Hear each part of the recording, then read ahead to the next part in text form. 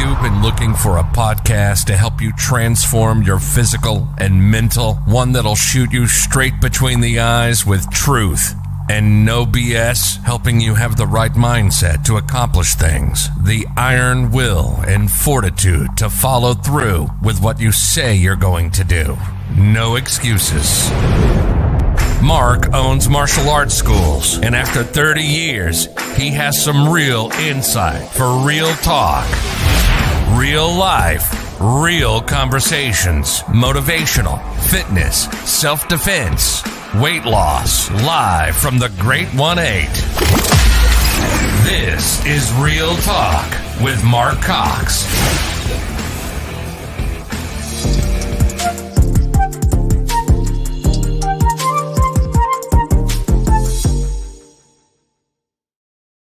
All right, we're live. All right, good morning. It's nice to say good morning because usually everybody's on the East Coast. I was just telling you that comes on my show. So I hear you're in Southern California, just like I am on Riverside. Good morning, Mark. Yeah, it's great to be here. I appreciate you having me. So we have enjoyed. Well, you didn't get to enjoy the earthquake, but we have enjoyed. Little mini hurricane, yeah, a little tropical storm, you know. Typical Californians, they go and buy a bunch of toilet paper for 2 days of rain. I'm just like, I mean, did we not learn anything from the pandemic, man? How hard is it just to be a little bit prepared for a week of stuff? It's not rocket science. Have some gas, have extra toilet paper, have some food that you can get on whatever that Patriot food site is that I have. I got 3 months of food on site. Stays good for 25 years, stuck in the cupboard. Yep. I mean, it doesn't take much to be a little bit prepared, but California. It does. Well, that was my wife. My wife is from the Midwest, and she's like, "Oh my God, tornadoes and hurricanes!" And went out and bought like 17 ratchet strap sets, and I'm like, "Okay, we could take 16 of them back. We're good." But I just kind of let her do her thing, and like, all right, we'll get the sandbags. We'll take care of it. Better to be over prepared than under prepared. And for me personally, I'd rather be able to say, "See, I told you so," rather than be like, "Fuck, you were right." I'm just one of those guys. Right. That's the last thing that we. I told you the house is going to get ripped apart. We have to be in the corner closet. Yeah. No, that's funny. That's funny. Well, let me just give you a line off the bio you sent me, so everybody kind of has a understanding who we have in front of us today, which is pretty awesome, right? So Christopher Rausch is debatably the world's most effective, impactful, unstoppable, no excuses coach, speaker, workshop facilitator, retreat leader, whose life apprenticeship from the victim to victor is nothing short of miraculous and surely inspiring. So this is, I took that part right there because I thought, that pretty much says it all. Yeah. One of the things in there it talks about is, let's talk about the retreat leader real quick. Sure. Before we get into your story, I saw the retreat leader. Now, when you do retreats, is it mostly a men's thing? Yeah, funny enough, it's honestly God's honest truth. Most of my clients are and have been women coaching clients over the years, but for men, there are a small group of men that reach out to me every year and say, "Man, do you ever put on any retreats? I would love to just spend a couple of days with you." So sometimes we do camping retreats. I have an RV, so we'll get a couple of guys together and we'll go locally here in Southern California. They'll fly out here and we'll do a couple of days out camping. We've done camping retreats in tents. We've done retreats up in Big Bear. I'm pretty close to Big Bear, as you know. So yeah, we get the guys out there and we just get them because people hit me up. They're like, "Man, you're such a guy's guy, but you're so vulnerable and you're confident in who you are and you're emotional and everything else. How do I get to that space?" And so every once in a while, I haven't done it in the last couple of years. We got COVID going on, but I'm going to probably be doing one again next year. And it's an amazing opportunity for guys just to be guys. It's not the whole going hard in the paint, and stuffing your face in the sand, which I have friends that do those types of retreats as well. They were trying to get me to do one, but I was like, yeah, I'm not so sure about that. But yeah, it's just about that honest communication, about just being real with yourself and then being able to be real with the people in your life. Because if you can't be real with the people in your life and real with yourself, then you're living a lie. And then ultimately that's either going to end in a regret or it's going to end in a situation where you're going to have to take action to change who it is that you are in order to really enjoy your life, because it's short. True. That's true. I asked about that because, I have a couple other men that have some men groups, and in my church, it's a big thing to have life groups. I tell this story often about life groups, and I can't stand them. Okay. They've always tried to get me to do these. And I said, I'm not going to someone's house and singing Kumbaya with a bunch of mixed. Nah, it's not happening. I'm not going to tell you my feelings, all that kind of stuff. But I do have something here at the studio. So once we did Jesus and Jits, or we did Bible Beatdown is what we called it, which what we would do is we would come in here, and these group of guys, and these are men that probably have a hard time going to church anyway, you know what I mean? Or Right. dealing with, pornography or just anger and stuff like that. What most men do, right? We would get in here. I teach them to fight for 8 weeks. Then we'd have a small study together, small group where we can talk. But it's different when you bleed together. The talks become a little bit different, right? Oh, and yeah. then at the end of 8 weeks, if they've never fought in a cage, they can try it. Or if we're doing a jujitsu route, we'll do a little bit of a tournament in jujitsu at the end, see how everybody does after we did 8 weeks of that. So it's definitely that just caught my eye, that the retreat, because it takes the right person for somebody like me to go listen to. You seem to be, you know what I mean? Kind of, it's got to be real, man. It's got to be somebody that's been through some stuff. I've heard so many stories, dude. Some military veterans. I mean, I've had guys tell me like, I have never shared this in public before, and just break down crying, and to be able to feel normal and not to feel judged. Like, oh, I've got to be this tough person. I have to put on this everything else, and I have to hide and push that stuff away. The release and the emotion and the ability to grow and to be able to see themselves as it's great to be okay. It's great to be, we're always told is, suck it up, be a man, men don't cry, be a big boy, stop being a pussy, all that other stuff. And so we just walk around like, oh, I'm the toughest fucking thing since, brick shit house. And then inside we're still little boys and little girls trying to process our feelings and our emotions. So yeah, it's been pretty amazing. I don't do it a lot, but I do it every once in a while when I feel the calling to go out there and serve. And I'm a part of a dad's group and help out a lot of guys anyway. Yeah, that's good. I think that's super, super real. So let's get into so you have a book coming out. I just, I pre-ordered myself. So those that are listening, thank you. We're trying to get, listen, all my listeners that come out here, being somebody that wrote a book anyway, we try to get everybody's books to go bestseller. And the easiest way to do that, if people are listening, they don't understand, is when you pre-order, and you can hit all those books in one day, where all the pre-orders come in, and you hit that, and it really kind of lifts your book up to become a bestseller. Yes. It's an algorithm, just like anything else, correct? And so if you guys are listening, after the podcast, after you listen to a story, I'd encourage you. I'll have it in notes, by the way, by the time and done, where you can go and just put your name down for a pre-order. It's nothing easy. It's a name and a web and your email address, and you're good to go. So let's talk about we got some people saying hello. Let's see before we get it. There's a Serena. What's up? Oh, there's my Serena. But what's up, Serena? My sweetheart, Adam in the house. Yeah, these are some of my amazing brothers and sisters from around the world. Yes, that's good, right? I don't know. Have you ever met Israel? He's on here too. Have you met him? No, I have not. Okay. No, I know the other two. All right, thank you, Israel, for being here. Yeah, you'll like him. He's good to go. He's good man. He's good people. Cool. Funny dude. But he's good people. He's a martial artist too, man. I enjoyed when I met him. We had a good time. Let's go into your book. Let's go into your life story a little bit, what that's going to look like, and what brought you to where you are today to kind of be a coach. So let's do a Reader's Digest version, because we don't give it all away, right? We gotta read in order to learn. So let's get a Reader's Digest version of it. Sure. I mean, essentially, I sit before you today as a former homeless seventh grade dropout who lived in the backseat of a station wagon with 18 cats and 4 dogs, with a mother with various psychological disorders. I came home from school one day. I was getting in a lot of trouble in school. I was fighting and doing drugs and skipping class. My mom said, "Hey, we're going to lose the house." And I said, "What does that mean?" And she says, "Well, basically, I spent the last $5,000 that I had to save my dying cat, and now we have to move out." And I said, where are we going? And I said, we're not sure. And so ultimately, long story short, it wound up being our 1969 Country Squire station wagon. I left the 7th grade without saying goodbye to anybody. And for the next 4 ensuing years, we lived in and out of the car. We lived in and out of trashy motels. I lived in abandoned vans. I lived in garages. We dug through dumpsters and had all sorts of fun. I tried to kill myself twice. Unfortunately, I sucked at it. It wasn't until I got to a point where I was hanging around with bad people doing bad things, and I had a gun put to my head, and I told the guy, if you're going to pull a fucking trigger, pull the fucking trigger. And I thought I was going to be it. I thought I was going to hear a click. I thought I was going to be gone, and that was going to be the end of the story. Fortunately, for the grace of God, somebody came out there and said, no. Him and his moms are cool. And it was all over a pack of cigarettes. The guy thought I was being racist about the color of his skin. I said, dude, I grew up in a black neighborhood. I don't care what color your skin is. I love all people. I said, I smoke cool cigarettes. And I went to go reach in my back pocket. When I did, I had the gun put to my head. And it was after that, Mark, where I had to sit there and think like, okay, I'm 17 years old. I've been doing this for 4 years. Nothing is changing.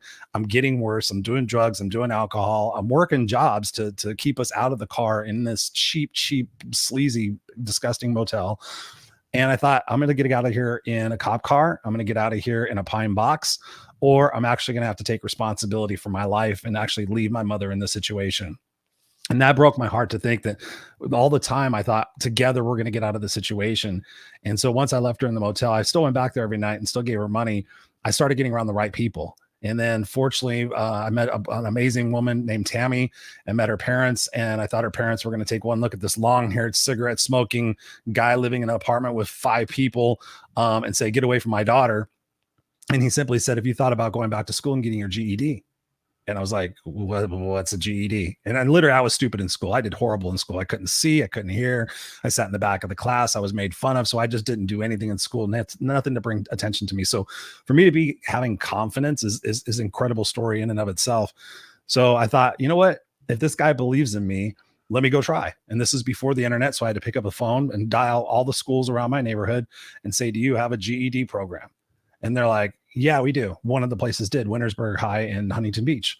And so they're going to we want you to come down and take a test. We'll see how you are. And then we'll give you homework to catch you up. And then you get your GED and then you can move on.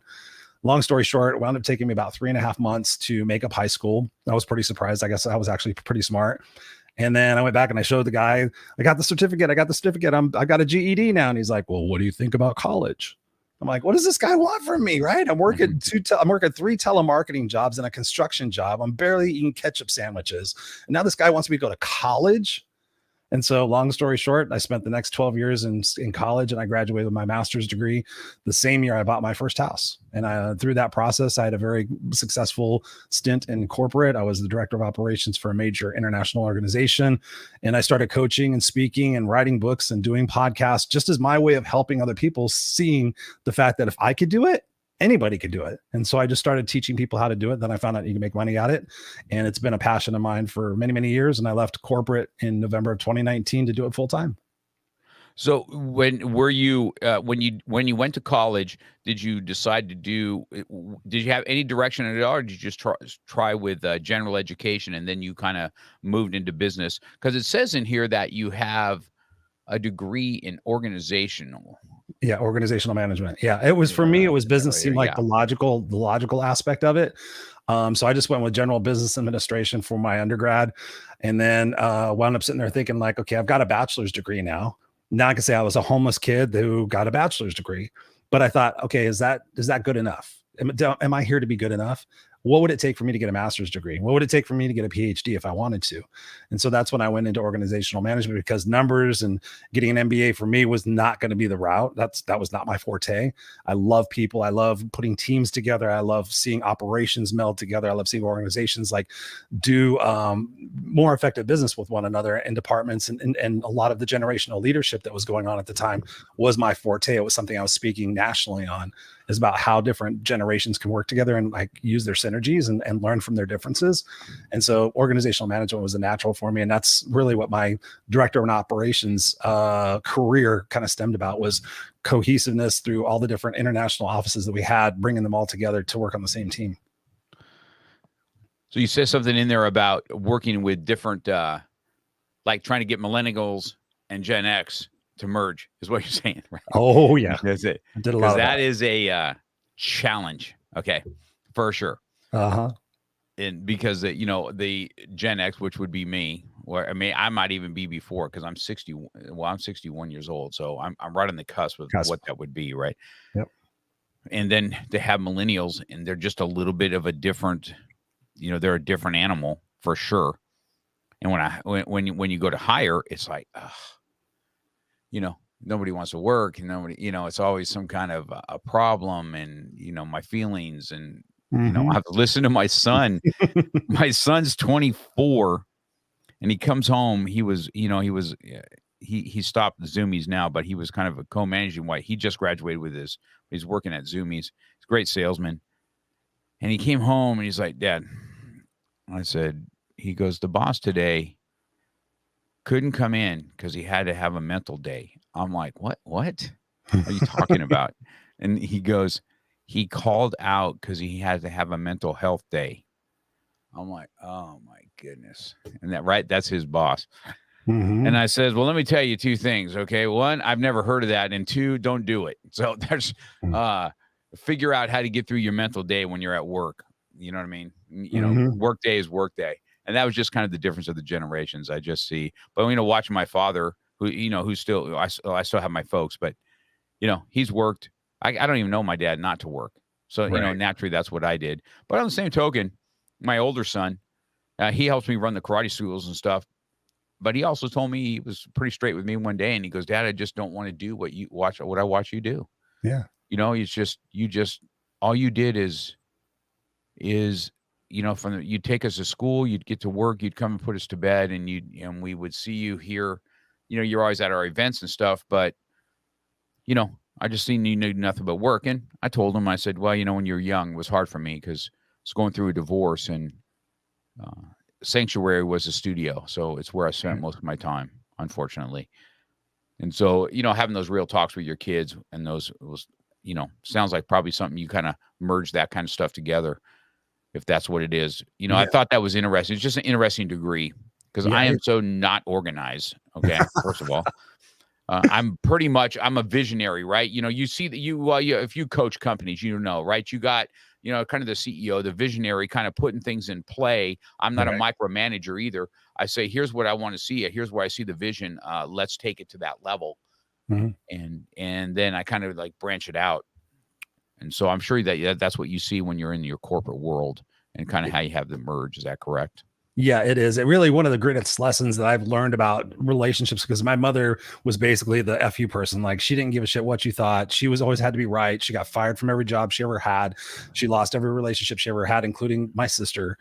So for me, seeking first to understand and then to be understood has been instrumental in my life to better understand myself, but also not to make assumptions and judgments about where I think other people should be based on my expectations. And so in doing that, that's where I was really ready to see and understand millennials and the Gen Zs and also the baby boomers. And at that point, we had still some of the silent generation, the older generation in there, that this is what we do. And so when we sat there and think about, okay, what experiences did these individuals have when they were growing up? Okay, these guys went through the First World War. These guys went through the Great Depression. These guys went through free love and sex and drugs and rock and roll. These kids grew up with the internet and the microwave and the Amazon and da-da-da-da. So might we all be a little bit more alike had we gone through those different experiences, and perhaps had the parents that were in those generations teaching us? And so for me to be able to see, okay, what does this person expect? And so what I would sit there and do as a manager of over 25 people at the time is I would sit with people, because everybody would say, I expect this. I expected a raise. I expected a promotion. I expected this. So I sat down and I said, okay, let me understand your expectations about yourself, your expectations about others, your expectations about me as your boss, as your leader, and expectations for the company. And what I started finding out is a lot of people had similar expectations, but the execution of what it is that they were willing to do to make those executions realistic, that's where the problem was. And that's where the opportunity was for us to get together as a team and say, okay, here's what we got going on. We got 9 people in here who all want to be the lead person in the shipping warehouse. There is one position in there. So here's what we have to do. What do you guys think is a realistic plan for us to find out who is potentially the best? Well, maybe we have a lead for a month, or maybe we have a secondary lead. Da, da, da, da. So I would put it on them to come up with the solutions in order to work together to find that commonality, to be able to work with their strengths and their differences a little bit better, and to do that seek first to understand and then to be understood. And it garnered me a lot of opportunities within the organization. It garnered me a lot of opportunities in consulting business, being able to see that. And then also for my own success, rather than me always having to be right and prove everybody wrong, which I could do. I'm a very intelligent person. It allowed me to sit back and say, hey, listen, let me analyze my feelings a little bit more. Let me get into what it is that they're expecting and make sure there's a mutual reciprocity here for understanding. Because so many times they're making an assumption about me. I'm making an assumption about them. I've got selective hearing disorder, so I'm hearing only 10% of what they're saying because I really don't give a shit about what they say because I want to care about what I say. So it helped me out tremendously in all areas of my life, personally and professionally. That's awesome. Good advice is in there also, what you're talking about. When you're talking about your journey, right? It says in here, as a complete guide to living and leading the best kick-ass life possible. Imagine the impact of his wisdom of your organization. His compassion guides each person through the journey of self-transformation. Let's dive into what that talks about, because that's a lot about what martial arts are in a tune, right? It is a reflection of self-mastery, right? You realize real quick on the mat that especially when someone's trying to choke the shit out of you, right? So there's not really much that you get to do at that moment. You're not really thinking about bills. You're not thinking about anything. You're thinking about, do I give up on this when the pressure's on me and I feel them on my chest and I can hardly breathe and I'm claustrophobic? Do I tap out or do I find a way out? You know what I mean? And, in the beginning, you do a lot of tapping out. Pretty soon you realize, hey, I can weather this storm. I can weather the storm a little bit. When I weather the storm, I figure and find a way out. I'm patient. I wait for them to make the mistake, and then we go. I mean, that's the beauty of martial arts. It sounds like it's the same type of thing that you do when you're coaching. Yes. Is that correct? Yes.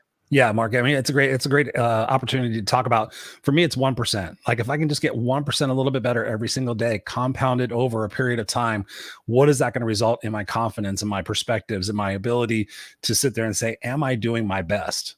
So oftentimes we sit there, oh, I did the best I could.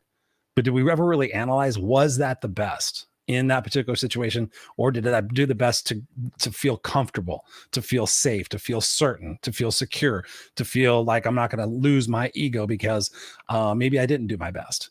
And I know for me, that's what I teach. That's what I teach my clients and everybody that I work with, is the fact that, can I do 1% more? If there was a different set of leverages in my life, would I give it a little bit more oomph? Like I have a lot of people in financial problems. And I said, so let me ask you a question. If I asked you to go raise $10,000 in 7 days and it can't be illegal, immoral, or unethical, can you do it? $10,000 in 7 days. Can you do it? 99% of people, oh my God, Chris, if I could have $10,000 in 7 days, blah, blah, blah. And I'm like, okay, all things being equal, tell me about somebody that you love the most.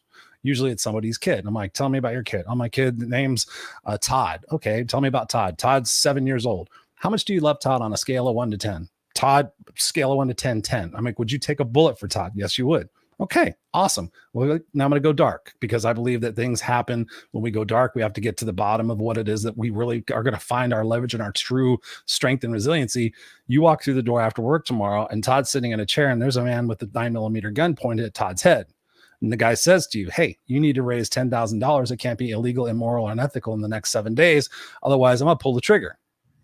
Suddenly, there's a lot more leverage to do better. Suddenly, there's an opportunity for us to get out of our comfort zone and get to be more resourceful with what it is that we truly have. And that's what you're talking about, being on that mat. Is there a way I can shift my body just a little bit? Can I just wiggle a little bit? Can I do something to change this situation right now and not give up on myself, and not give up until I have blood, sweat, and tears in my eyes, to know that when I go to sleep at night, I have done my best? because so many people out there, Mark, and you know this, I'm doing the best I can. I'm like, how much fucking Netflix do you watch every week? Oh, how much sports do you watch every week? How much time do you spend complaining versus picking up a book and going, hey, maybe if I read this book, I might get a little bit smarter. I might find that 1% advantage that's going to get me through that day. People have to take responsibility for themselves, but they're so caught up in their groupthink with people going, oh, doesn't it suck? Oh yeah, it's terrible. The government should do this. The politicians should do this. Oh, it's not going to get any better until this happens. I mean, all that negativity takes the ownership away from us. And that's what I teach people is like, you got to do it for yourself. I mean, the reason why I'm here is I never gave myself any excuses.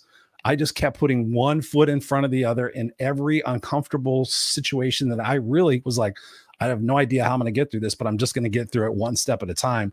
And then just being able to believe and understand that it's all happening for my greater good. And it's going to help me compound all that knowledge and all that interest to ultimately, which is now, be a great dad at 54 years old. And I have a 6-year-old son.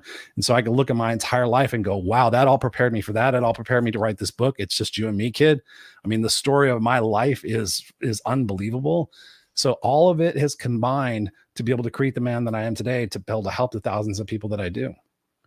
So now, do you have other children, or do you just have one? One and done, man. I saw my friends have more than one, and I'm like, no, thank you.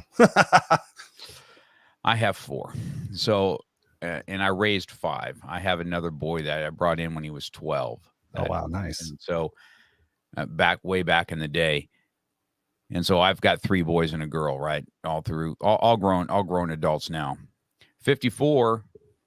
I don't know if I really feel that 54-year-olds can be really great dads, though. You've got a lot of life kind of behind you. I was a little bit younger when I did it. So I was all these mistakes and then divorce and all that kind of stuff. You're a little bit more centered, and I'm sure you're going to be 100%. Your son's hero as things progress, Yeah, so I think that's awesome that you're doing that. Well, how long have you had your wife now? How long have you guys been married? How long have I had her? I kept no. Actually, it will be 17 years this October. We've been together for just over 21. Yeah, that's good. That's good. So was she with you after or during some of this growth process that you she's definitely been during. Yeah. In the story of the book, I mean, we basically go from homeless, we get out of being homeless. I mean, there's just all this complete roller coaster of a life with my mother and all the different things. And she and I had first started dating when my mother lost her house again. And so it was this experience of my mother living with us for a while because she had nowhere else to live. And my girlfriend getting it to the point where, like, I'm ready to bust out of here because you're not taking care of your responsibilities with your mom. Your mom is running your life. And so she has been there for a good majority of it. So she got to see me make some of those hard decisions, which we all have to make. I mean, I literally found my sister. My sister left when I was 9 years old. She said, sorry, baby brother, I can't take mom anymore. And she went to live with her biological dad, who by all means was normal and had money and everything. I didn't see her again until 2005 when she was 42. She was 16 when she was left. She was 42 then. And so I thought she lived a perfect life. I thought she was going to be everything was going to be normal. And she wasn't. And she had turned out exactly like my mom.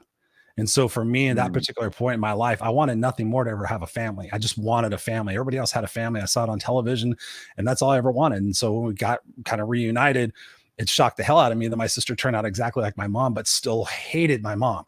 Called her like, how's your mother doing? And all this other stuff. And so after a year of this and realizing my sister was so tied to her victimhood that I had to wish her well, I had to sit there and say, you know what, Maria, we share some blood. I appreciate that. I'm glad for the couple of good times that I can remember from my childhood, but I need to wish you well because you are so encased in your victimhood that there is nothing I can say or do. And you have zero desire to change, that I am not going to allow that toxicity into my life. And so my wife got to see me make those tough decisions that, had I not made them, probably may not be still the man I am today. I may have continued drinking more. I may have continued running away more. I may have blamed myself for that. So that's what I teach people, is sometimes you have to make the toughest decisions in your life, and they're heartbreaking and they're soul crushing, but they're going to be the best for you in the long run. And that's something that we need to do. Well, awesome. Yes. Powerful that you've made the decision to kind of change that trajectory in your own family. I guess the best word to say is, right, the curse doesn't come down upon my son, right? I'm going to break that.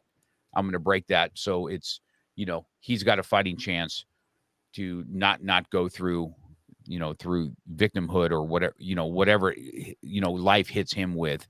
It's good, man. It's good. Awesome analogy, Chris. It's super cool. So when your goes, let's talk about a little bit more of your speaking. Okay. Sure. Let's talk about, you says you're a speaker and workshop facilitator. We're going to talk about that here in a second, but I want to talk about your speaking. Do you like to speak to groups? Typically who hires you? Are you looking at corporate type speaking? Did you already do that when you were in the corporate world? Or is this something that's just kind of come along and do you want to expand your speaking because of writing a book? I will speak anywhere. I'm a chatty Cathy. I've spoken at industry events. I really got into speaking when I started realizing that I could use my story to help these kids called at-risk youth. These kids that were in and out of juvenile hall. I became a mentor for the Corona Police Department out here, Southern California. I went to work for the Corona Police Department, working with at-risk kids, taking my situation and be like, okay, hey man, I was on the street, I was doing drugs, I was doing these things and mentoring these kids. And then from that, it carried into, hey, would you come speak to the boys group? Would you come speak to this University of San Bernardino, foster youth situation? So I've spoken to tons and tons of youth organizations. I would love to do those again if there's anybody watching. And then also as well, from my corporate side of things, when as I was going up the ranks in my job, they gave me 2 departments that I had zero idea of how to operate or do anything. They said, Chris, do you think you could handle it? And of course you say yes, and you show up and you figure it out. And so I started attending industry events. And as a result of that, because of my eagerness to impress, my eagerness to learn, I started moving up the ranks in some of these industry events. And so as a result, I became the co-chair for the Postal Customer Council because I was in the mailing industry. And as a result, wound up being on stage. I opened up for Joe Namath one year at a huge Mailcom conference. It was great. I got to meet Joe Namath. I was like, yay. I outweighed him and out everything. And I was expecting Joe Namath. And I was like, oh, hey, Joe. It's like this little tiny guy. Super, super nice guy. So I started doing that. I've done corporate industry events. I've done marketing events. I've done motivational speaker events. Yeah, I just actually I took a break from speaking back in 2016 because my wife and I were trying to have a kid, and unfortunately we couldn't. So then went through the IVF process. That didn't work, and so ultimately we got my son through adoption. We wound up adopting him from birth. It was an amazing experience, open adoption.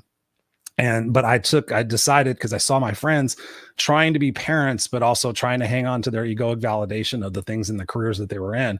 And so I said, you know what, let me put that on hold. And that way there's no animosity from me or any guilt for me not being there as a part of his life as a baby and everything else, because I never wanted kids. I was not the dad person. I was not a kid person until I met my wife. And she went, okay, if we don't have kids, then that's a deal breaker. And I said, okay, when you're 30 and I'm 40, because she's 10 years younger than I am. And so 40 and 30 came and that nothing happened. And so we went the adoption route. And so now it's been a while since I've been back on stages. And a lot of the personal development industry has changed. A lot of the personal development are full of frauds and scam artists. That's why I'm who I am. That's why I'm the no excuses coach. That's why I swear. That's why I look the way I do. That's why I don't wear a suit and tie. If you want to see me in a suit and tie, I was tons of videos on my YouTube channel where I did everything that I was supposed to do and say everything I was supposed to say, but I was incongruent to myself. And so I said, if I'm going to do this, I'm going to do this my own way. And that's one of the reasons why I've really just branched out, and I do my raw and unscripted podcast, do the unfiltered podcast. Now I'm just out there being who I am. And yeah, the desire to get out there and speak again and to impact people. There's no other real great feeling when you say something in such a way and somebody goes, wow, I never thought of it that way, Chris. And I'll always get pulled off stage and, oh my God, I got to tell you about this, or I got to tell you how you said this and change my life with that. So yeah, I love speaking. Love it. Awesome. Yes. I love it. I love impacting people too. I take my lessons from the mat or the fighting or the competition days that I did, and the lessons that I took from those have always been, they resonate with a lot of people, and being real just kind of resonates. You know what I mean? It's just, I'm like, even my own podcast here, I'm not really scripted. We're going to have a conversation, and where it goes, it goes. Exactly. And, so where I think, and most of the time I tell everybody this all the time, I feel kind of selfish because I get to be with these awesome people for an hour and something kind of hits me and I'm like, oh, let's see what I'm going to learn from him today. And so I get to dabble into people's lives and learn lessons from them. And then ultimately it just kind of gets shared out to thousands of people that also get to listen to it. So it's kind of cool for sure. What's Serena saying? She's active here. She's my sweetheart. Yeah, It's my sister from another Mr. Actually, she's the CEO of an organization called Help Heal Humanity. And so I've been on the board of here in the United States for the last 3 years. It's an amazing organization, Help Heal Humanity. I just only associate myself with people who are out there to change the world and make it a different place. And she is one of the most beautiful, heart-centered, driven people in the world. We built schools in Haiti, fed the homeless in Hamilton, Ontario, done so many different opportunities. So thank you, Serena, for being here. And she's got a lot on her plate. So for her to be here, thank you, sweetheart. Yeah, that's good.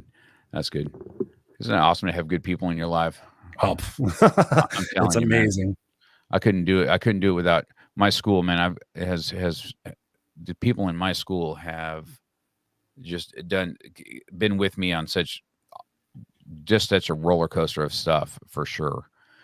So I'm going to ask you about, 2019. So you were in the corporate world for a while. What made you make a decision to go ahead and say, "Hey, I'm going to transition out of this"? I can't tell you, Christopher, how many people I have that done exactly the same thing, that have transferred out of a corporate world.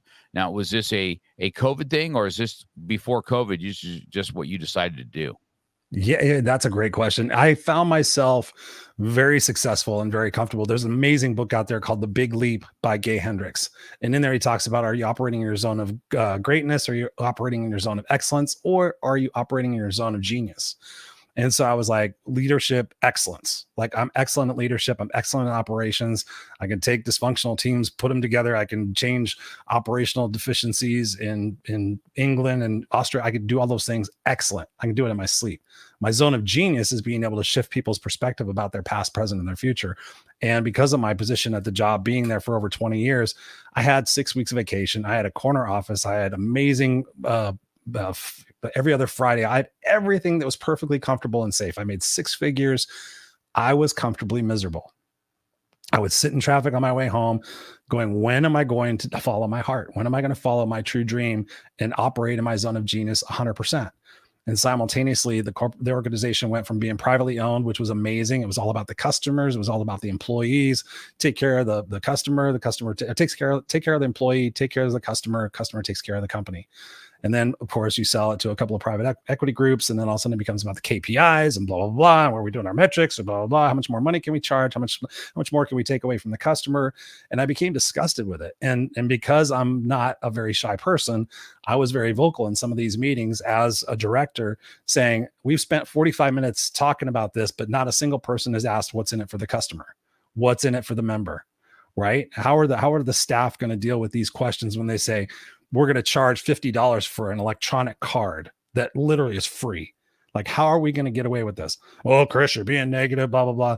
So the writing started to become on the wall that I was not going to fit into this new regime of where they wanted us to go back to working 80 hours a week, killing ourselves, missing our family. My son was 1 at the time. And so I just decided I will play your game to a point and I will do what I need to do at a point. And so ultimately there was a transition conversation that happened a couple of years prior saying, okay, if we ever get in this situation, here's the transition. Chris can give these responsibilities to these people. Long story short, something happened where I got a new boss and I trusted my new boss to tell her something about a situation that I had with the HR group years ago where they were trying to headhunt me to get me out of there. They wanted me to quit. And so I felt I need to tell her this because she's going to see this relationship I have with this HR person. And I don't want her to feel like I'm adversarial, being a dick or anything. So I trusted her to know this, but she went and ran to the other guy. And I know that's one of the reasons about 3 weeks later, I wound up getting an invitation to the HR department at 6:30 in the morning saying, Chris, your position's been eliminated. So it was kind of like this mutual thing. I knew I wasn't going to play their game. They probably felt that I was going to be a threat, which I was not a threat. And so that's when I left and was like, all right, now I could come out here to Riverside where there's tons of warehouses. And I went and put in my applications and thought, oh, okay, I'll be a vice president now. I'll do that for a couple of years. And then I put out a bunch of resumes and there was no bites. And I thought, duh, Chris, look for the sign. These doors are not opening. You need to be doing what you're doing. So I talked to my wife and I said, I want to do my coaching and my speaking and everything else. And that was like February 20th. And then we know March 20th, we went on lockdown and things changed. Had a great time during COVID, got to spend time with my son and continued to build my podcast and everything else. So I'm a true believer in everything happens for a reason. And for me, that was a chapter in my life. That was a section in my life. And there's still aspects of my life that I still incorporate in consulting and corporate work and operations and leadership. But for me, it was about regret.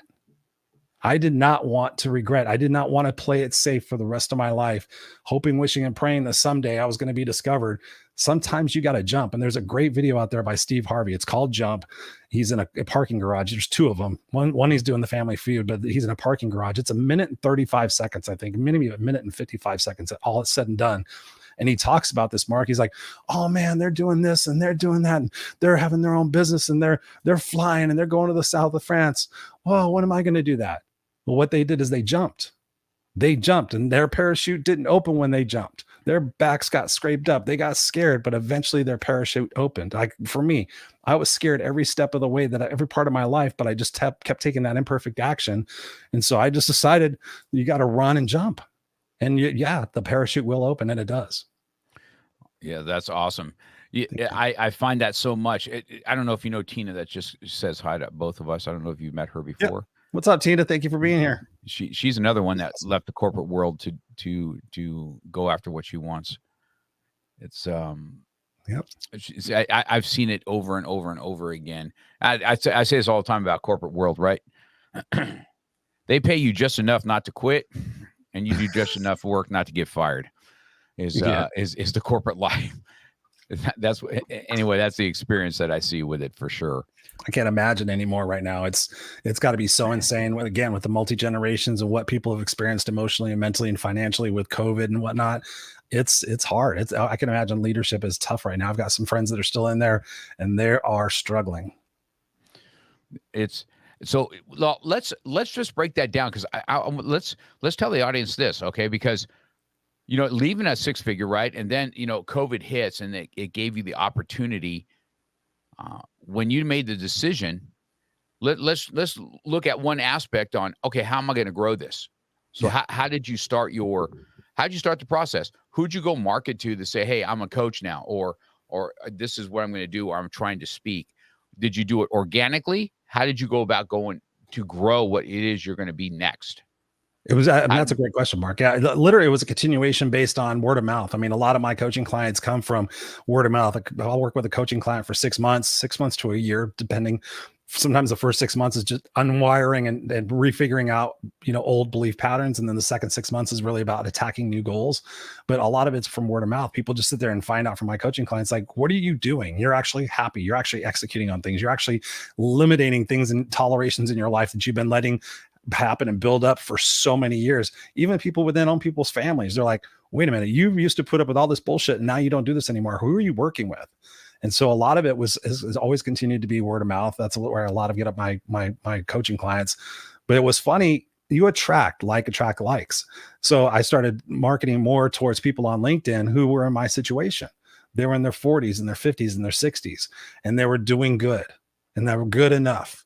And I would just simply ask them, did you come here to be good enough, or did you come here to rock and roll and not have any regrets? There's a book behind me. It's called The 5 Regrets of the Dying.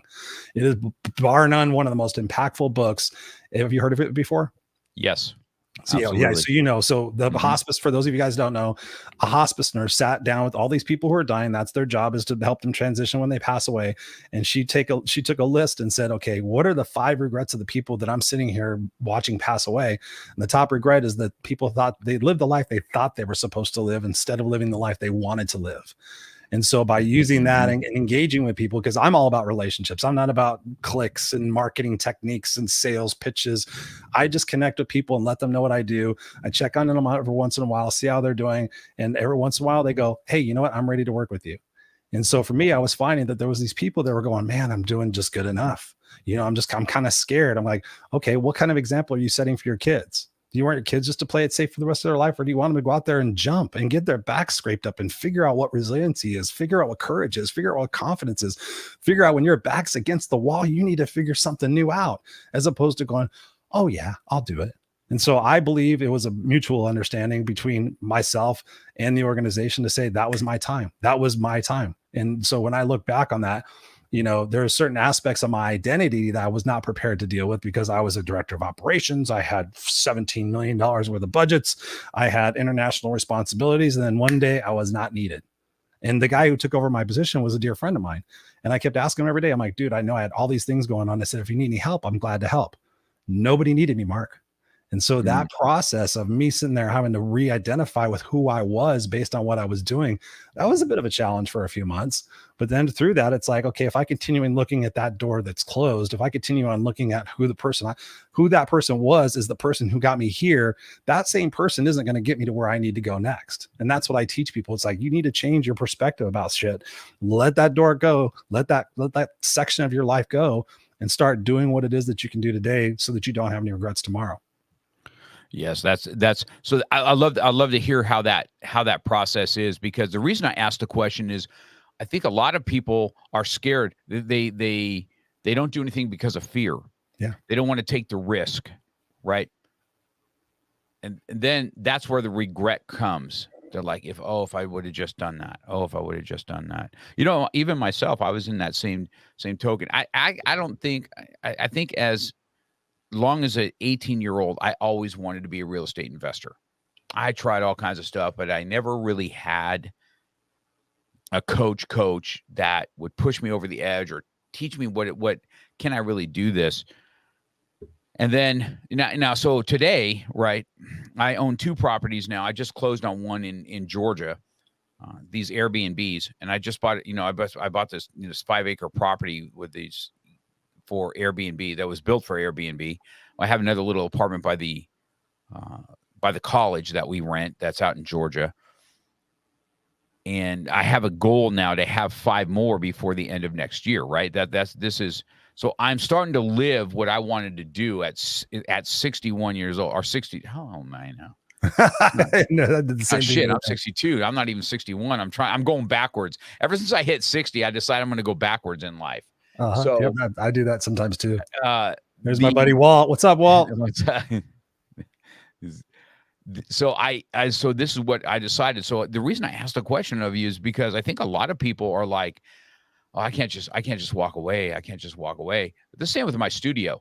I didn't just open up a school. I started it as a ministry at a church. That's what I started as. I was there for 2 years. And then I went ahead and you have Hooked on Humanity here. My girl Nellie, she's an amazing soul too. Thank you guys all for being here. Yeah, it's awesome. You got good people behind you. I can just already tell by comments. It's always weird how I can tell the impact people have by comments a lot of times on when I'm interviewing them. I'm blessed. So that's great. So I was telling you that when I opened up my school, I decided I was growing so big up there. I said, this is what I've always wanted to do. I need to do it. Yep. And so that's what I did. I was just a machinist, man. That's why my grandpa did it and my dad did it. And I liked it. Of course, today I would have better appreciation because I would make some awesome gun parts if I was back in the machine shop like I used to be. I'd be making myself my own ARs. I just wasn't in that mindset back then. But when I was doing all my the machining, I remember being in front of a machine. I used to have these big calendars before I was a black belt, and I would say, no time to slack, 3 months to black, and all this, and getting ready in this black belt thing. And then I got laid off from that job. And then I ended up being a pool man. I clean pools. And I love that job, by the way. Best job in the world for summertime. Sucks in the winter. Yeah. So, I was out cleaning pools, and I would get up at 6 a.m. and I'd clean all the pools. And I'd go back to the studio, teach class until 8 o'clock. And that's how I started opening up my school. Now, how I got my school was this is one story I'll let everybody know that's listening about. When you want to do something in your life, you are going to come up against walls that you think you just cannot get past. And this happened to me. I didn't have credit. I had a little bit of savings, but I had people that would follow me, enough that would pay rent. Correct? So I knew this. And I went after a place that's been empty for 12 years. And this guy just would not give me the time of day. Not the time of day. I said, let me talk to the owner myself. And he said, no. And one of my students just said, run a property profile on it, find out who the owner is, go find him yourself. Right. And I said, okay, how did I do that? And there's not a lot of internet back then, but he showed me how to do it. And I found out that he was a dentist. So I made an appointment to have my teeth cleaned. And I sat in a chair. I said, I'm not here to have my teeth cleaned, man. I said, I want to open up a martial arts school. And he was just like, I can't believe that you went through all this for this. I said, your people, number one, they don't believe in me. Okay, because they wouldn't let me talk to you. And I said, I had money to open, And he goes, I'm going to give you a 1-year lease. And he goes, if you make it from there, I don't want to put you in a 5-year lease where it's going to lock you down in case something happens. I'm going to give you a 1 year, and then I will give you as many years as you want after that. And I was with that guy for 9 years until I had to open up, until I had to move to a bigger place. And that's how and I tell everybody, you're going to come up against walls. I'm a firm believer. You go around the wall or go through the wall. It doesn't really matter how you're going to do it. And if I didn't do that, I would never pursued it. And just coming from, I took a GED just like you did. Now, I didn't do college like you did. I couldn't stand college. Yeah. I just didn't have the personality for it. And so, but all my children have graduated college because I've told them, I said, there's one thing I said, I was a fool not understanding how to use it. Go to college and use it for what you need, what you want in life. Yes. You don't need this basket weaving and all this or whatever you do, but you need to learn how to get up in front of a group of people and speak. You need to learn how to formulate a letter so you sound intelligent when you talk to others. Mm-hmm. And you have to complete something, because when you complete something in 4 years and you get your bachelor's degree, guess what? That's like getting a black belt, because it takes 4 or 5 years to get a black belt.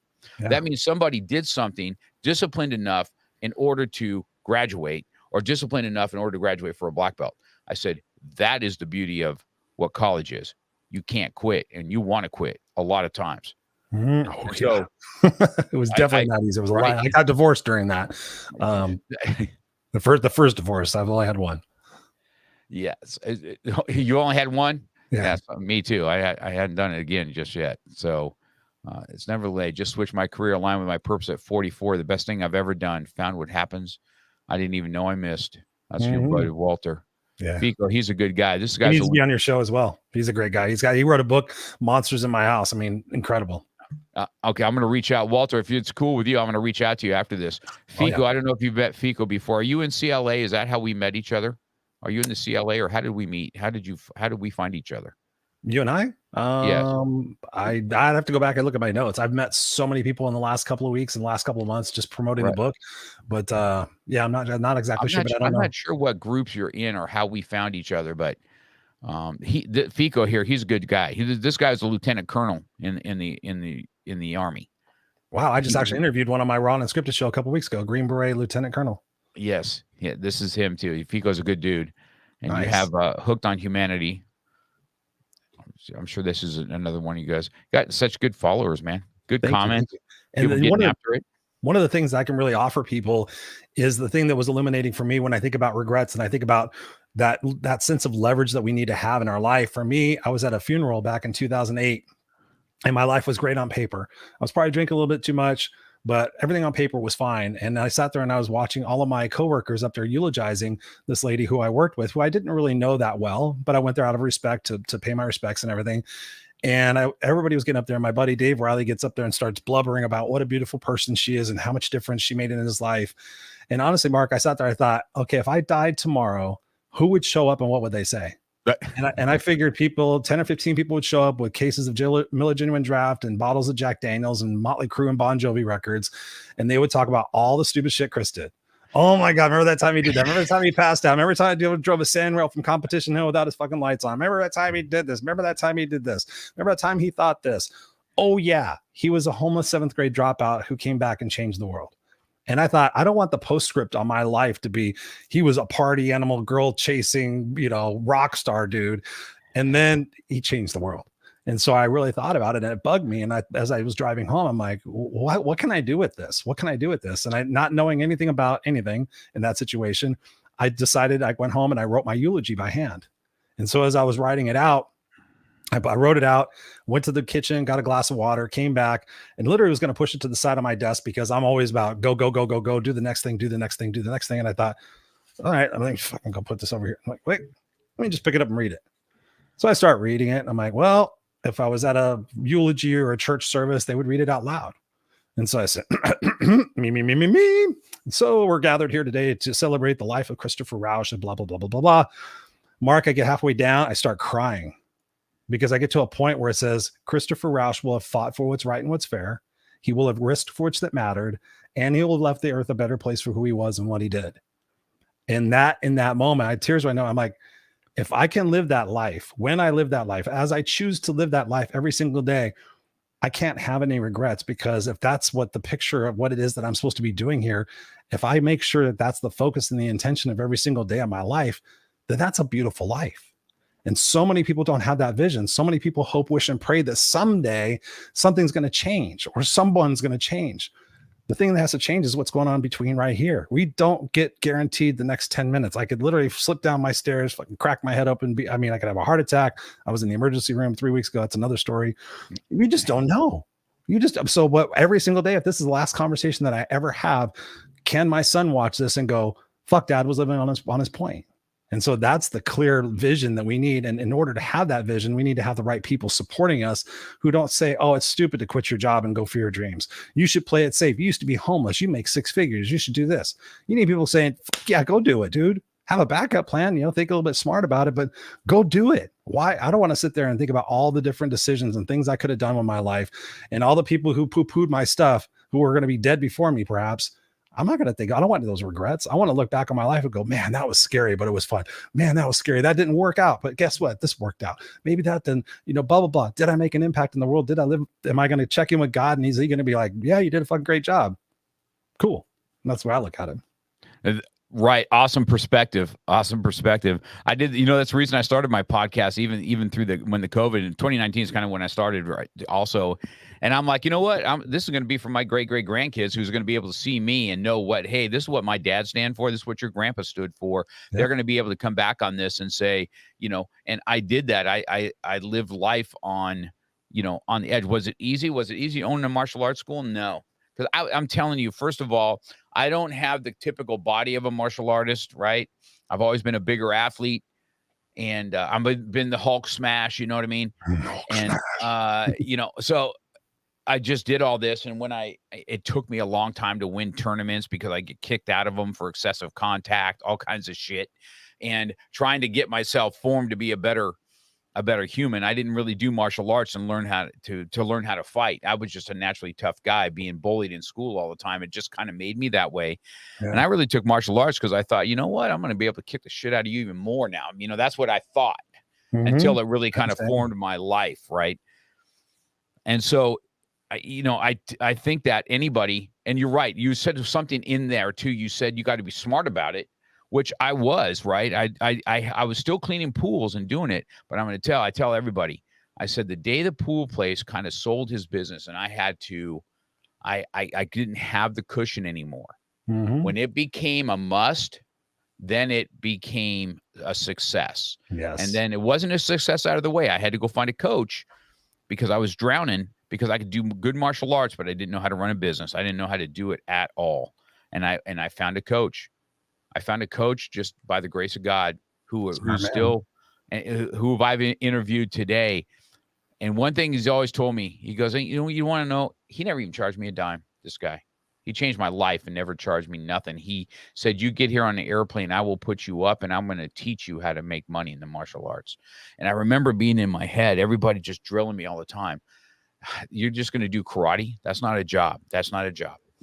And I used to say to myself, man, I'm telling you, I'm going to have 100 black belts one day, and you guys are going to come to me for advice on how to run a martial arts school. I remember saying it. And today, right? Today I have 700 black belts, and I've got 8-9 schools that are underneath me that are in an organization. And I've done consulting now for martial artists, school owners on how to make money for years now. But I remember me saying that. I remember everybody knocking in. Anybody, listen, coach, you tell me the same thing, right, Chris? Anybody that's listening, nobody's going to listen to you right out of the gate. Mm-hmm. You have to have something behind you, right? They're all watching. I've got 4,000 friends, and I've got a very minute, which tells me that I've got some that are in my corner pushing me up, and I've got a lot watching me to fail. Mm-hmm. And every day it's like a big boom every time I make it. You know what I mean? I just, I said, keep on watching, because while you're watching, I'm doing. While you watch, I do. True. And so, I've loved that, what you said there as far as that goes, and how to be smart about it and how to chase it. So, what is so when you're out looking, what's your best if you're looking for people to come to you as a coach, who do you kind of take on? Who do you try and merge yourself with, and how do they go about doing that? That's a great question. I love that. I'm looking for people who are sick and tired of being sick and tired. They're literally at that point where like, I'm tired of doing the same shit over and over again, expecting different results. I'm ready to start letting go of some of these past beliefs that I believe that I can't, or that I'm not worthy. And I'm ready to work with people who are ready to do the action and to make the tough decisions, because I believe that, you either hit bottom or you hit the bottom. And my whole goal is to try to prevent people from hitting the bottom and being able to have that proactivity to say, listen, I'm worth making the investment in myself to have a coach. It blows my mind. All the people in this personal development space, which just don't even fucking get me started, who sit there and I'm a coach and I'm a this. I have 2 coaches. I have 3 mentors that I can call on at any particular time that I talk to every single week. I got my buddy Walt. I've got so many people in my corner that I can go to. What can I do to make my podcast better? So I'm looking for people who are sitting there sick and tired of being sick and tired of it. They want to start developing an action plan to get out of their situation so that they don't have those regrets. Because ultimately what I do is I take those people and I turn them into advocates to go help other people be inspired. And so if we can start inspiring people to take personal accountability, personal responsibility, instead of blaming the government, instead of blaming the politicians, instead of blaming the laws and all, and take responsibility for ourselves, the world will be a better place. And honestly, to tell you, Mark, my whole mission in life is to make this world a better place for all. Right. For us to get away from the self-hatred and the self-loathing and the name calling for ourselves, and being able to speak to ourselves in a more loving fashion. And then with that, go be able to be that person for somebody else. Go be that ray of light for some kid that's out there that's struggling. Go out there and be a ray of light for somebody that's in your organization that is struggling. Use your experiences that I can teach you to go out there and make this world a better place, so that our kids and our kids' kids could grow up and go, wow, man, those people back in the 2024s, whatever you want to call it, they really got their shit together and started making this world a better place, and stop blaming each other and stop hating each other and stop listening to the news media about all the divisiveness. I'm looking for those people who are sick and tired. Basically, they're comfortably miserable. And that seems to be the whole army of people that I keep attracting, because they're like, Chris, I just can't do it anymore. I'm like, well, then stop doing it and start doing something different. That's powerful there, Christopher, that what you talk about. And I think it's 100% agree that I would say that most of us are on the same page. We're divided because of media. We're divided because of they want to keep us confused. They want to keep people fat and out of shape. They want to keep us not focused on goals, focused on them. They want to keep us divided in hatred. Yeah. I've never seen anything like it. I don't recall this. I told my own children, I said, I do not recall this much hate back in my day, back before, really social media, I guess. I told them, I says, man, we would roll up in my Datsun, little orange Datsun, and open up the car windows and shoot baskets in the park. Right. This was our time. We didn't really we had, the big thing was a pager back then. And then, then we can call you back if we felt like it. You know what I mean? Yeah. So it's just one of those things that people, I don't think people really realize how close and what, of course, everybody wants to have success and they want to have, but they just can't get past their own insecurities. I see it all the time in the martial arts world, all the time. And a lot of times people quit right before they win. It drives me absolutely crazy. Same thing. You're getting close, man. You're getting close. And I tell everybody, you're going to miss the journey more than you're going to miss the victory. I'm telling you for a fact. The journey of in mine, I've been doing martial arts for so long, right? 40 years now. And I got a really good grasp on my main arts. And then jiu-jitsu has come in the last 10 years. I mean, it's like unboxing. I tell the story that when I had blood clots here a few years ago, and I was 100 pounds heavier than what I am now. And I was still, getting after it. But then I'm in the hospital and I'm thinking, man, I'm about to die here. What the flip, man? Mm-hmm. And I've got to change something. And then I made a major shift. But in the same token, being on blood thinners, I couldn't get in the ring. I couldn't take any shots anymore because I'm on blood thinners. And so I'm losing my warrior spirit because my calling is, and then jiu-jitsu came around and I'm like, wow, I can still have that warrior feeling. And it's just opened up a whole new puzzle, right? And I'm right now in the process of putting puzzles here and puzzles there as I get to unbox this stuff. And I tell everybody, I don't want to hear about it. I said, I'm 62 and I'm still out there. There's something to be said about a guy that's got one fake knee and a bunch of arthritis in the other that gets up and says, you know what? I'm going to go blow my knees out a little bit more today. Let's go. You know what I mean? So it's just one of those things. I tell everybody. My band say unstoppable. That's why. Yeah, you're unstoppable. It's like no excuses. Keep going. No excuses. You got to believe. That's the cornerstone of whatever it is. It's just got to go out there and do it. Like do it and get through it. It's and realize that you're stronger than you actually think, and to get rid of those excuses. I mean, literally, that's what my book is all about. It's about that resiliency of being able to take that imperfect action every single day, and knowing that part of it is going to suck, and it's going to be hard, and it's going to be ugly, and you're going to cry, and you're going to feel like, but all through that part, when you look back on it, I look at it this way, and I know you do too. Like when I look back on my life, did I learn the most when it was easy and comfortable? No. I've had so many times where I just kick back. I've got my dream car downstairs. I've got a 69 Charger. I've got all sorts of beautiful things. I didn't learn shit when things were easy. When things were tough, I learned a lot. And so I look back with fondness and appreciation for all the tough things that I've been through. The time where I wanted to end my life in 2016, where I actually had to put the tattoo right here. It says, what doesn't kill me only makes me stronger. I literally had to tattoo it on my forearm to sit there and say, Chris, you're going to get through this too. And to ultimately realize that whatever challenges face me in the future, I'm going to learn and I'm going to grow from them. So I don't sit there and try to make my life easy. And I don't try to make my life perfect. Like, oh, I don't want to have any more problems. We all have problems and situations. It's what can I learn from this? How can I grow from this? And then how can I help somebody else do that same thing? Powerful, right?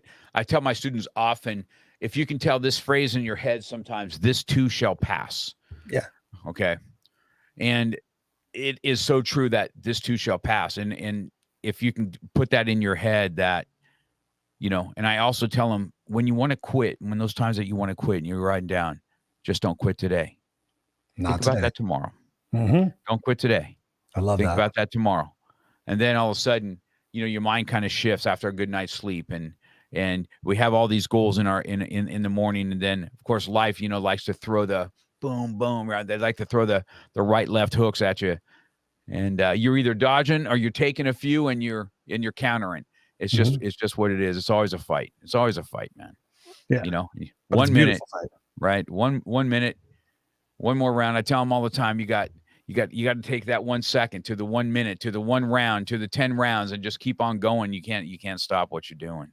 So I want to give you the last couple seconds here on this podcast. It's been good. I mean, this hour went by just quickly. We've already passed the hour, believe it or not. I want you to go ahead and give us a good, something to end this good podcast with, something where, and make sure at the end on how to reach you when, you know, people want to, you guys, if you're out there looking for a coach that has no nonsense, let me just be real with everybody out here. That's my audience, right? Everybody that's my audience, they kind of know me. They know me that I wear my heart on my sleeve. I don't really, I don't deal with too much bullshit. And I'll tell you exactly how I feel. And I want to be real because I want people to be real with me. And if you're looking for that, this is obviously a coach that you might want to dabble into and get to meet. So Christopher, go ahead and leave us with something and for everybody, and let people know on how to reach you. Thank you. I appreciate that, man. Mark, it's been a tremendous opportunity, and we'll definitely have you on the Raw and Unscripted podcast as well. I think I'm just going to go back to the advice that was given to me at 17 years old by my girlfriend's dad, who said, Christopher, you're only limited by the parameters of your own mind. You're only limited by the parameters of your own mind. So you think that something is impossible, if you think it's not attainable, if it's for everybody else, and you continue to talk to yourself in that way, guess what, ladies and gentlemen, the cycle of insanity will continue. But if you sit there and afford yourself the opportunity of what if I did something just a little bit different today that I did yesterday? What if I kept doing that over and over again for the next 365 days, for the next 30 days, for the next 20 days, for the next however many days? Would I be a little bit different at the end of that? Yes. How much different could I be? Depends on how much effort and action that I can put into that. It first starts off with the 5 things: hydration, nutrition, sleep, exercise, and vitamin D. It blows my mind. I've given away a bunch of coaching sessions during COVID, just my way of giving back. And I ask people, how much water do you drink every day? 90% of the people out of 200 conversations, like, oh, I don't drink enough water. I don't drink water. I drink tea. I drink coffee. I drink soda. I'm like, your body's comprised of 70 to 80% water. So if you're not hydrating yourself, guess what? You are making shitty decisions because you feel like crap. And what happens when we feel like crap? We go to our short-term gratifications to ignore our life. And we hope, wish, and pray that someday something's going to change. Usually something changes when you wind up in an emergency room and they slap a bunch of medication at you and say you haven't been taking care of yourself. And then all of a sudden you start taking care of yourself. Then all of a sudden you start feeling a little bit better. Then all of a sudden you start realizing, what is it that I've been tolerating? So here's something you guys can do. Take out a piece of paper. I'm a big fan of writing shit down. Write it down. What are you tolerating from yourself?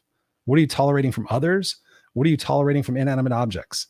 And sit there and make a choice and a decision that you're going to eliminate a third of those tolerations in the next 30 days, plus your hydration, nutrition, sleep, exercise, and vitamin D. If you're not getting outside and getting 10 minutes of sun every day, guess what? That can cause depression. I found that out for myself when it rained here in Southern California for 10 days. I was like, God, I feel like I'm sad and I want to like watch The Notebook. And I found out I haven't seen the sun in 10 days. I started taking a vitamin D supplement. Wow, I started feeling better. I started taking a magnesium supplement, started feeling better, started taking extra potassium, started feeling better. Take care of yourself, take care of your health, take care of the way you speak to yourself, and take care of the people that are in your life, the 5 people that are around the most, your team, the people that you trust, that empower you, that hold you accountable, and that mentor you. Make sure you have a team of people in your life that are promoting the fact that you should be out there taking a risk for your life and getting a coach and getting around the right people. There's so much more, but I think that's enough. But thank you for being here. Of course, please go check out itsjustyouandmekid.com. It's justyouandmekid.com. There's a bunch of stuff I'm giving away as part of the pre-sale thing. You put your email and your name in there. Once it comes out on sale day, you're going to get an email saying, please go buy the book. And then you'll be entered for a bunch of stuff. This is my story. This is my entire life story of triumph and resiliency and belief and empowerment and taking imperfect action and struggling and going through divorces and going through suicide attempts and going through drugs and alcohol and going through all these different things to be the man that I am so proud of being today and getting to be a dad to my amazing 6-year-old. Mark, once again, thank you for having me on here. I appreciate it, brother. I look forward to more conversations with you. Definitely. This is so good today, Christopher. Definitely kindred spirits for sure. We draw from the same mindset, that's for sure. And for those that are listening, I'll have all his stuff. We'll have this out in audio, you guys, so you guys can listen to it while you drive, or maybe you want to, you only caught a few minutes of it and you want to hear the rest of it. It'll be out on audio. Of course, it's out on YouTube at Beyond the Mat podcast on YouTube, and it's my website is markcox.com. It'll be on the audio there. That's the website for the podcast itself. So we'll be able to catch that. I'll have it out later tonight. This is what I usually do Monday nights after I wind down from teaching. I'll go and edit the podcasting and make sure it's up and ready to go. I'll have that out to you as soon as we have it. And let's just end. I want to tell everybody this, man. All those that are trying to give up, and want to quit, we don't quit. We don't quit when we're tired. We quit when we're done. And so you guys make sure you kind of live by that. And I really appreciate you, Christopher. This was a awesome day today. Now you got me all pumped up for the rest of the day. I'm like, let's go. Let's go. And so my lifting today should be pretty good. So if you would, Christopher, we have a little outro that we're going to do. If you would just stick online, and I'll get you right after this is done. Okay. No worries. And thank you to all my fans and all my friends and my peeps that showed up here today. Thank you guys. I love you to pieces. We call ourselves the Misfits for Life. And I love each and every one of you. I see Samuel's in the house. Fico, I learned to, I'll look forward to connecting with you. Nelly, thank you for being here. Serena, all you guys, Walt, you guys are all beautiful, beautiful people in my life. And I wouldn't be able to do this without you. So I love you guys. Yes, that's awesome. You've been listening to Real Talk with Mark Cox. Real life, real topics, real conversation. We're passionate about motivation, fitness, self-defense, weight loss, and coming at it from a real angle. We hope you've gotten some useful and practical information from this show. And we hope you had fun. We know we did. We'll be back soon. But in the meantime, hit us up on Instagram and Facebook at MarkCox100. Make sure to subscribe and review. And tell a friend or two about the show. For more, hit up the website at markcox.com. Till next time.